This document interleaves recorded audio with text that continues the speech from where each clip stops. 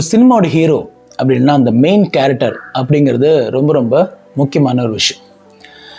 So நம்ம film industry எடுத்து பார்த்தோம்னா நிறைய பேர் இந்த மெயின் கேரக்டர் தான் பண்ணணும், தான் மெயின் கேரக்டரை அட்லீஸ்ட் ஒரு படமாவது பண்ணணும் அப்படின்னு ஆசைப்படுறவங்க நிறைய பேர் இருப்பாங்க. ஸோ நிறைய காமெடியன்ஸ் வந்து மெயின் ஹீரோ கேரக்டர் இல்லைனா main character of the film இந்த லீட் ரோல் அப்படி பண்ண நிறைய பேர் முயற்சி எடுத்திருக்காங்க. அதில் நம்ம பார்க்கும்போது பெரும்பாலான பேர் அதில் வந்து அந்தளவுக்கு ஷைன் பண்ணதில்லை அப்படிங்கிறது நம்மளுக்கே தெரியும். ஸோ காமெடி ட்ராக்லேருந்து அவங்க வந்து சீரியஸான ஹீரோ ட்ராக் போவாங்க, அதுக்கப்புறம் திரும்ப பழையபடி அவங்க வந்துட்டு காமெடிக்கே போய் நம்ம நிறைய பேரை பார்த்துருக்கோம். கரெக்டாக. ஸோ இந்த ஹீரோ அப்படின்னு கிடையாது, it's not like a gender, male female அப்படிலாம் கிடையாது. ஸோ இந்த லீட் ரோல் ஓகேவா, அது யார் வேணால் ஆகலாம். ஸோ அது மேலாக ஆகலாம், ஃபீமேல் ஆகலாம். One who lead the whole film. அந்த 2.5 மணி நேரம் படம் அவங்க தோளில் தான் இருக்கும், அவங்க தான் அதோட சென்டர் ஆஃப் த அட்ராக்ஷனாக இருப்பாங்க. ஸோ அப்படிப்பட்ட அந்த ஒரு கேரக்டர் வந்து பண்ணணும் அப்படின்னு நிறைய பேர்த்துக்கு ஆசை கண்டிப்பாக இருக்கும். ஏன்னா அது ரொம்ப ரொம்ப ஒரு என்ன சொல்லலாம், ஒரு மோஸ்ட் இம்பார்ட்டன்ட் திங். ஏன்னா தன்னால் ஒரு 2.5 மணி நேரம் படம் இல்லை 3 மணி நேரம் படம் இல்லை 1 மணி நேரம் படம் என்னால் புல் பண்ண முடியும் அப்படின்னு காட்டுறது அப்படிங்கிறது மிகப்பெரிய ஒரு விஷயம். ஒரு படம் வெற்றியானாலும் தோல்வியானாலும் நம்ம மோஸ்ட்லி அந்த லீட் கேரக்டர் சொல்லி தான் நம்ம சொல்லுவோம். கரெக்டாக. ஸோ நம்ம சூப்பர் ஸ்டார் படம் ஓடிச்சு, கமல் சார் படம் வந்து சரியாக போகல இல்லை போச்சு அப்போல்லாம் நம்ம எப்போ சொல்லுவோம் அப்படின்னா அந்த லீட் கேரக்டர் வச்சு தான் நம்ம ஜெனரலாக பேசுவோம். கரெக்டாக. டேரக்டர்ஸ் இருக்காங்க, அதெல்லாம் இல்லைன்னு சொல்ல, பட் இந்த லீட் கேரக்டர் அப்படிங்கிறவங்க ஒரு மிகப்பெரிய ஒரு என்ன சொல்லலாம், ஒரு பொறுப்பு இருக்குது அப்படின்னு சொல்லலாம். ஸோ அந்த வரிசையில் நிறைய பேர் சக்ஸஸ் ஆகிறதும் நான் பார்த்துருக்கோம்.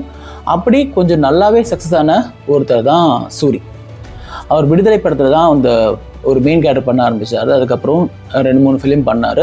உண்மையாகவே அவரை பார்க்கும்போது என்னால் 2.5 மணி நேரம் படம் என்னால் புல் பண்ண முடியும்டா அப்படின்னு அவர் காட்டுறதை நம்மளால் ஃபீல் பண்ண முடியுது. அப்படிப்பட்ட படம் தான் மாமன். இப்போ ரீசெண்டாக ரிலீஸ் ஆகி இப்போ ஓடிடியில் ரிலீஸ் ஆகிருக்கிற மாமன் ஃபிலிம். ஸோ மாமன் ஃபிலிம் பற்றி பார்க்கணுன்னா இது வந்து ஒரு மாமாக்கும் மருமனுக்குமான அந்த ஒரு பாசத்தை தான் அந்த படத்தை காமிச்சிருப்பாங்க. ஸோ பேசிக்காக கதை என்ன அப்படின்னு பார்த்தீங்கன்னா, தன் அக்காவுக்கு கல்யாணம் கழிஞ்சு 10 வருஷம் ஆச்சு, அவங்களுக்கு குழந்தையே இல்லை. ஸோ உங்களுக்கே தெரியும் சமுதாயம் எப்படி பார்ப்பாங்க.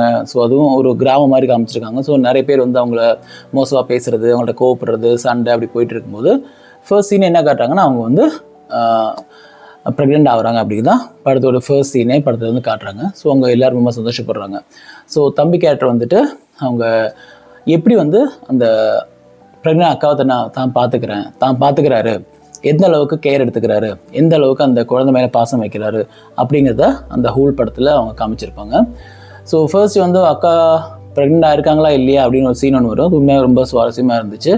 கொஞ்சம் இருக்கு இல்லை அப்படிங்கிற மாதிரி ரொம்ப த்ரில்லாக போகும். அது கொஞ்சம் நல்லாவே தான் இருந்துச்சு. ஸோ அந்த family drama was really good.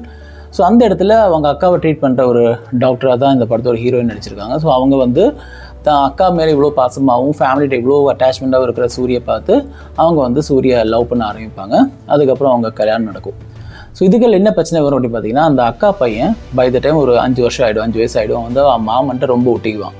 So மாமன் கூட தான் போவான், மாமன் கூட தான் இருப்பான். ஸ்கூல்லேருந்து கூப்பிட்டு வருது, ஸ்கூலில் விடுறது, படுத்துங்கிறது எல்லாமே மாமன் கூட தான் இருப்பான். ஸோ அது வந்து கல்யாணத்துக்கு அப்புறம் கண்டினியூ ஆகும். ஸோ கல்யாண தாலி மேடையிலேருந்து அதுக்கப்புறம் ஃபுல்லாகவே கண்டினியூ ஆகும். ஸோ ஃபர்ஸ்ட் நைட் நடக்கும்போது கூட அந்த பையன் வந்து படுத்துவங்க, நான் இங்கே தான் படுத்துப்பேன் அப்படின்பா. அதுக்கப்புறம் ஹனிமூன் போகும்போது நானும் வருவேன்னு படுத்துவான். ஸோ அப்படியே ஹனிமூன் வந்து தள்ளி போகும், அது வந்து நடக்காமல் போகும். அப்படி நிறைய விஷயங்கள் வரும். ஒரு பாயிண்ட்டுக்கு மேலே அது வந்து ஒரு பிரச்சனையாக அவங்க ஃபேமிலி லைஃபுக்குள்ளேயே ஒரு பெரிய பிரச்சனையாக ஸ்டார்ட் ஆகும். அதுக்கப்புறம் அது வந்து ஹஸ்பண்ட் ஒய்ஃப் பிரச்சனை இல்லாமல் அது வந்து ஃபேமிலி இஷ்யூ ஆகிடும். ஸோ அக்கா தம்பிக்குள்ளே பிரச்சனை வரும். அதுக்கப்புறம் அவங்க கோச்சிட்டு போயிடுவாங்க. அதுக்கப்புறம் so it's full of a family drama. So ஃபைனலாக இவங்க சேர்றாங்களா, என்ன ஆகுது அப்படிங்கிறது தான் இந்த படத்தோட overall story line was good. ஒரு நல்ல ஒரு ஃபேமிலி ட்ராமா தான். ஸோ சூரி நல்லாவே பண்ணியிருக்காரு. அந்த இமோஷன் ஹேண்டில் பண்ணுற சீன் ஆகட்டும், அப்படின்னா ஒரு ஆக்ஷன் சீக்வன்ஸ் இருந்து உண்மையாகவே ரொம்ப நல்லா இருந்துச்சு. அந்த ஆக்ஷன் சீக்வன்ஸ் ஸ்கூலில் வச்சு சின்னதாக ஒரு ஃபைட் ஒன்று இருக்கும். That was really good. அவர் ஃபேஷியல் எக்ஸ்பிரஷன் ஆகட்டும், இல்லைனா ஸ்லோ மோஷன் ஆகட்டும், எல்லாமே கொஞ்சம் நல்லாவே அவர் பண்ணியிருந்தார். ஸோ ஓவராலாக it's a good movie. So இது ஓடிடியில் ரிலீஸ் ஆகிருக்கு. ஐ திங்க் Amazon Prime நினைக்கிறேன். So it's a good one to watch. So தப்பே இல்லை, ஒன் டைம் வாட்ச்னா கண்டிப்பாக ஒன் டைம் வாட்ச் தான், அதில் மாற்ற கருத்தே இல்லை. பட் இந்த படத்தில் சில பல கேள்விகளை முன்வைக்க அப்படி தோணுது. ஸோ இந்த படத்தை என்னோட பெர்ஸ்பெக்டிவ் நான் பார்க்கும்போது எப்படின்னா, லைக் இது வந்து ஒரு 90s லேட் 90s ரிலீஸ் ஆனால் இன்னும் பயங்கரமான ஒரு வரவேற்பு இந்த படம் கிடச்சிருக்கும். ஏன்னா இது கொஞ்சம் ஓல்ட் டெம்ப்ளேட். ஸோ கரண்டாக பார்க்குறது நிறைய இடத்துல இந்த நியூக்ளியர் ஃபேமிலி கான்செப்ட் தான் நிறைய போயிட்டுருக்கு. அப்படி இருக்கும்போது இந்த மாதிரியான ஒரு கான்செப்ட், ஒரு மருமகனுக்கு இந்த அளவுக்கு பாசம் இருக்கும்போது அது ஒரு குட்டி பையனாக இருக்கான். ஸோ இந்த அளவுக்கு இருக்கும்போது அந்த குட்டி பையனுக்காக ஒரு ஹோல் ஃபேமிலி காம்ப்ரமைஸ் ஆகிறாங்க. ஒரு ஹஸ்பண்ட் ஒய்ஃபுக்குள்ளேயே பிரச்சனை வருது. அவங்க வந்து கிட்டத்தட்ட டைவர்ஸ் வரைக்கும் அந்த அளவுக்கு ஒரு இஷ்யூ வருது அப்படின்னு அந்த அளவுக்கு விடுவாங்களா அப்படிங்கிற ஒரு மிகப்பெரிய கேள்வியாக இருக்கும். ஸோ அவ்வளோ பெரிய ஃபேமிலியாக இருக்கும்போது பெரியவங்க இருப்பாங்க, எல்லாம் இருப்பாங்க. ஸோ அதை வந்து இப்படி தான் கையாண்டிருப்பாங்களா அப்படிங்கிறது ஒரு மிகப்பெரிய ஒரு முதல் கேள்வி. ரெண்டாவது கேள்வி என்ன அப்படின்னு பார்த்தீங்கன்னா, லைக் ஒரு பாயிண்டில் வந்துட்டு இவங்க பிரிஞ்சிருவாங்க. ஸோ தம் பையன் வந்து மாமா ரொம்ப புலம்பிகிட்டே இருக்கும்போது ஒரு பாயிண்டில் மாமா இறந்துட்டார் அப்படின்னு சொல்லிட்டு அவர் ஃபோட்டோவுக்கு மாலை போட்டுருவார். ஸோ அந்த பையனை பொறுத்த வரைக்கும் மாமா சாமிக்கிட்ட போயிட்டார். ஸோ தான் அழுதேன்னா மாமாவுக்கு வருத்தமாகவும் சொல்லி அவன் அழுகையில் நிற்பாட்டி அவன் பாட்டு நார்மல் லைஃபுக்கு திரும்பிடுவான். ஸோ இது ஒரு பாயிண்டில் வந்து அம்மாவுக்கு தெரிய வரும், சூரிக்கெல்லாம் தெரிய வரும். ஸோ சூரி புரிஞ்சுப்பாரு. சரி, ஆக்சுவலாக அந்த சீன் வந்து பெரிய இல்லாஜிக்காக தோணல, அது எனக்கு லாஜிக்காக தான் இருந்துச்சு. ஸோ தன் பையன் ரொம்ப வருத்தப்படும் போது ஒரு அம்மா அந்த விஷயம் அதை தெரிஞ்சு வேண்டு பண்ணல, எதாச்சியாக நடந்தது, அவங்க அதை கேரி பண்ணிக்கிட்டாங்க. So that was good, not an issue. ஆனால் கிளைமேக்ஸ் ஒரு சீன் சொல்லுவாங்க, இதை அம்மா அந்த பையன் தவிர வேறு யாருக்கும் தெரியாது அப்படின்னு டைலாக் சொல்லுவாங்க. அதுதான் எனக்கு அந்த அளவுக்கு ஏற்றுக்க முடியல. ஏன்னா அந்த பையன் வந்து அத்தையை பார்க்குற சீனில் ஃபஸ்ட்டு அவன் கேட்குறேன்னா, மாமா தான் சாமிக்கிட்ட போயிட்டாரு, நீங்கள் ஏன் தாலி போட்டிருக்கீங்க அப்படின்னு கேட்குறான். ஸோ அந்தளவுக்கு அதை பற்றி தெரிஞ்ச ஒரு பையன் அப்படிங்கும்போது கண்டிப்பாக அவன் எல்லாருமே சொல்லியிருப்பான். மாமா கூடவே 24 மணி நேரம் இருக்கிறவங்க கண்டிப்பாக மாமா பற்றி பேசிகிட்டே இருப்பான். ஸோ இப்போ நிறைய பேர்ட்ட அவன் கண்டிப்பாக அவன் சொல்லியிருப்பான். பட் இது யாருக்குமே தெரியாது. ரூமில் தன்னோட ரூமுக்குள்ளே அந்த ஒரு அந்த ஒரு அலமாருக்குள்ளே வச்சுருக்காங்க அப்படிங்கிறது அந்தளவுக்கு ஏற்றுக்க முடியறதா இல்லை. அதுக்கப்புறம் வந்துட்டு பட் இது வந்துட்டு ஒரு அம்மாவாக பண்ணதும் தம்பியாக அதை புரிஞ்சுனதெல்லாம் அந்த சீலாம் நல்லா தான் இருந்துச்சு, அதெல்லாம் மாற்றுக்கிறதே இல்லை. ஸோ அந்த ஒரு பாண்டிங், அந்த ஒரு ஃபேமிலி அப்படிங்கிறது ஸ்ட்ராங்காக இருந்துச்சு. And Soori done a great job. நான் திரும்ப சொல்கிறேன், இன்னும் ரொம்ப நாளாக பண்ணிருந்தாரு, அதெல்லாம் மாற்றுக்கிறதே இல்லை. அதுக்கப்புறம் ஒரு பாயிண்டில் என்ன ஆகும் அப்படின்னா, ஒரு ஆக்சிடென்ட் நடக்கும். இந்த பையன் வந்து ஹாஸ்பிட்டல் அட்மிட் ஆவான். சூரி பார்க்க வரும்போது அவங்க ஒய்ஃப் ப்ரெக்னெண்டாக இருப்பாங்க, வந்து கத்துவாங்க. ஸோ இந்த சீனில் எனக்கு என்ன டிஸ்கண்ட் வருது அப்படின்னா, லைக் என்ன தான் சொன்னாலும் ஷீ இஸ் அ டாக்டர். அப்படி இருக்கும்போது ஒரு பையன் இந்த மாதிரி அடிபட்டு ஐசியூவில் இருக்கும்போது பார்க்கக்கூடாது அப்படின்னு ஒரு டாக்டர் அப்படிங்கிறதுக்கும் ஒரு பெரிய வேல்யூ இருக்குல்ல. ஸோ அது வந்து கொஞ்சம் அடி வாங்குற மாதிரி இருக்குது. அதுக்கப்புறம் ஃபர்ஸ்ட் 2 சீனில் அவங்க டாக்டரை காமிச்சிருப்பாங்களே தவிர படம் ஃபுல்லாக அதுக்கப்புறம் டாக்டர் அப்படிங்கிறதுக்கு எந்த விதமான சீனோ எந்த விதமான விஷயமோ எதுவுமே இருக்காது. கிளைமேக்ஸ் இந்த சீனும் ரொம்ப பெரிய ஒரு முரணாக தான் எனக்கு வந்து தோணுச்சு. அதுக்கப்புறம் பார்த்தோன்னா லைக்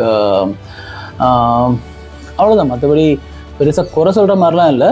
இதெல்லாம் கொஞ்சம் அந்தளவுக்கு எனக்கு சிங்க் ஆகலை அப்படின்னு தோணுன விஷயங்கள் தான் இதெல்லாம்.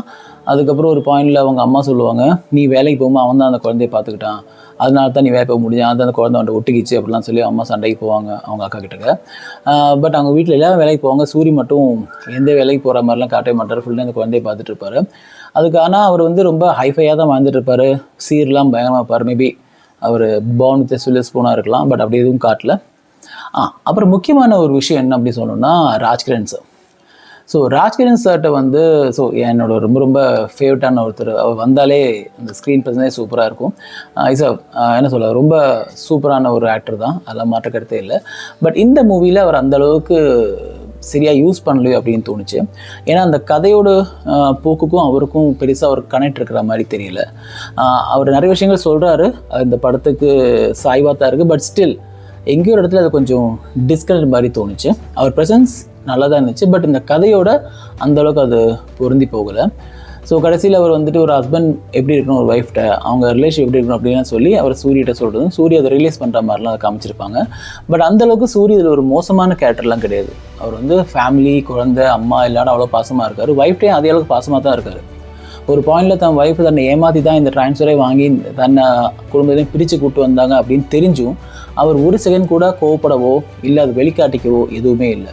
ஸோ அந்தளவுக்கு மெச்சூராக அந்தளவுக்கு பாசமாக நடக்கிற ஒருத்தர் வந்து அவர் ஒய்ஃப்ட்ட பாசமாக இல்லை அப்படின்னு காட்டி அதை பாசம் இப்படி தான் இருக்கணும் அப்படின்னு அவர் சொல்கிறதெல்லாம் அந்தளவுக்கு ஏற்றுக்க முடிகிற மாதிரி இல்லை. அதுக்கப்புறம் வந்து அந்த கேரக்டர் அந்தளவுக்கு படத்தோட கதையோட பெருசாக அது வந்து சிங்க் ஆகலை. ஃபார் எக்ஸாம்பிள் அந்த கேரக்டரே படத்தில் இல்லை அப்படின்னா கூட படத்தில் நம்மளுக்கு பெருசாக எதுவும் பிரச்சனை தோணாது. பட் ஓவராலாக படம் எப்படி இருக்குது அப்படின்னு கேட்டிங்கன்னா, இட்ஸ் ஒன் டைம் வாட்ச், தப்பே கிடையாது.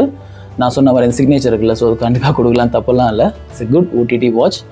ஸோ நீங்கள் பாருங்கள், பார்த்துட்டு உங்களுக்கு என்ன தோணுது, உங்களுக்கு இந்த படத்தை பற்றி உங்களுக்கு என்ன தோணுது அப்படிங்கிறத கமெண்ட்ஸில் மென்ஷன் பண்ணுங்கள், சரிங்களா? So stay tune with Madras boys. Love you all.